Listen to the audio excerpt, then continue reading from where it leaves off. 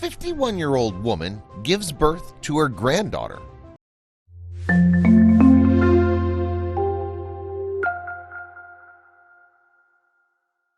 A 51-year-old woman who served as the gestational carrier for her daughter and son-in-law gave birth to her granddaughter. Julie Loving, age 51, delivered a healthy baby girl in an Illinois hospital on November 2nd, with her daughter, Breanna Lockwood, by her side. The newborn, named Briar Juliette Lockwood, is the first child for Lockwood and her husband Aaron, who are the baby's biological parents. It was definitely a surreal process, Lockwood told Good Morning America about Briar's birth. All the feelings came at once, just watching my mom go through everything and all she's done for me and is continuing to do. Before we begin, make sure to smash that like button, subscribe to our channel, and click the notification bell for more amazing videos. Julie Loving, shown here on the left, holds her granddaughter, Briar Juliette Lockwood, as she poses alongside her daughter, Breanna Lockwood. Loving gave birth to Briar after being induced about 10 days before her due date. She had to undergo an emergency C-section due to difficulties with the umbilical cord, according to Lockwood. The delivery marked the first C-section for Loving, a mom of two, whom Lockwood described as having a normal pregnancy. She definitely rocked the pregnancy, and birth rocked her a little bit, but she did a great job, said Lockwood. It was a super emotional day, with lots of tears and lots of happy times, and some scary times, but our doctors and team were great. Breanna Lockwood, shown on the far right, holds her mom's hand during the delivery of Lockwood's daughter. Lockwood, a 29-year-old dental hygienist, and Aaron began trying for a baby almost immediately after they were wed in 2016. After 1 year of trying naturally without success, Lockwood began seeing a fertility specialist. Nearly 2 years later, after multiple rounds of in vitro fertilization, multiple surgeries, and several miscarriages, including a pregnancy with twins, Lockwood's fertility doctor told her that she would need to start considering surrogacy because her uterus was unable to withstand a pregnancy. Struggling with infertility was the hardest thing I've ever had to go through, Lockwood told GMA earlier this year. When you have a plan for your life and then something like infertility gets in the way, I feel like I couldn't see what I pictured anymore, that it could be taken away from me.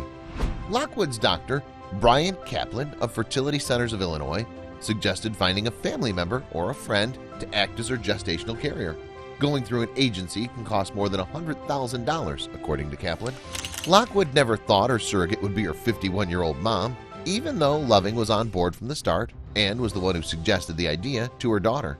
I've run 19 marathons and done many triathlons, Loving, who also has a 27-year-old son, told GMA earlier this year. I felt like health-wise I could do it, and I had really easy pregnancies with my two kids.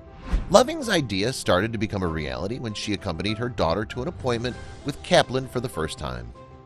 My mom came with me as my support person, and she brought up that she wanted to carry, recalled Lockwood. When Kaplan met her, I could tell that he was really starting to think about it as a possibility. But he didn't tell us yes right away. There were a lot of hoops that we had to jump through to make it possible. After that visit, Loving started a series of tests and was seen by 5 specialists, including Kaplan, as well as a high-risk obstetrician, her own OBGYN, her primary care physician, and a psychologist. She got past all of us with flying colors, Kaplan told GMA. I think it's very important for me as a physician and for this field for people to know this is not routine and not everybody can use their mom. It has to be a unique situation. Because of Lockwood's past pregnancy disappointments, the family did not get their hopes up that Loving would successfully become the gestational carrier. Even when Loving had a successful embryo transfer on her first try in February and became pregnant with her granddaughter in March, the family held their breath, according to Lockwood. We couldn't jump for joy yet because we'd had so many losses and so much trauma, she said, adding that it was only about halfway through the pregnancy that they allowed themselves to really start planning for the baby. Adding to Lockwood and Loving's unique story is the fact that Loving's pregnancy was confirmed about 1 week before the country largely shut down due to the coronavirus pandemic. Loving took a leave of absence from her job as a grocery store clerk in order to try and stay as healthy as possible. Breanna Lockwood, center, poses with her husband, parents, and newborn daughter. Lockwood, who lives just 15 minutes from her parents, was by her mom's side every step of the pregnancy, as well as the delivery. Because it was a gestational carrier delivery, Lockwood, Aaron, and Lockwood's father were all able to be present.